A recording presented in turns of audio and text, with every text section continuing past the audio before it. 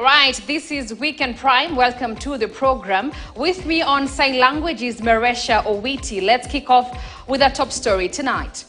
Now, President William Ruto today led the country in a tree planting exercise in a bid to tackle the effects of climate change by increasing the country's forest cover. Hundreds of thousands of trees were planted, according to the head of state, who did his bit at Kiambicho Forest in Murang'a County. As Clement Masombo reports, the Kenya Kwanza government targets to plant at least 15 billion trees by 2032. On Wednesday, President William Ruto announced a tree planting public holiday in honor of Kenyans who have lost their lives in the current wave of floods in the country. Ruto was in the forefront, marking the day by leading a tree planting exercise in Murang'a County. The head of state planted trees in Kiambicho Forest in Murang'a constituency. Very good. Before commencing the tree planting exercise, Ruto first commemorated those who died from the floods caused by the raging rains across the country. Today is a very important day. We are doing two things that are very important.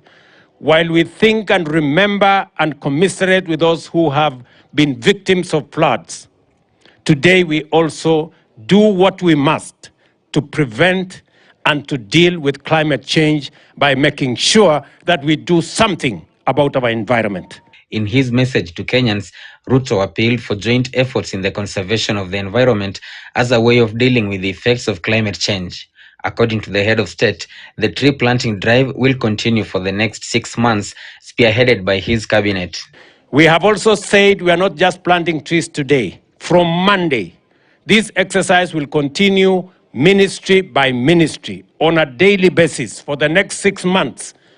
Every ministry will be in charge of a day for planting trees so that we can get to our target in time and so that we can mobilize our communities, our societies to understand the importance of managing our environment. Growing 15 billion trees means that we are moving our tree cover from 12.8% where we are currently to 30% by 2030. And it is one of the key things that we need to be doing at least 1.5 billion every year for us to get to 15 billion. We are lacking behind, that's why we are giving a push. We have to look at sciences, going to data to look at our rainfall patterns, to look at the general weather trend and so on, and design our structures, be they roads, buildings, dams, and everything that we design and build. The drive was initiated by the president last year, targeting to plant 15 billion trees by the year 2032. Kenya currently has a 12% forest cover, with the Kenya Kwanza administration aiming to raise the forest cover to 30%. Nyeri County is the leading with 40% forest cover. Clement Masombo, KTN News.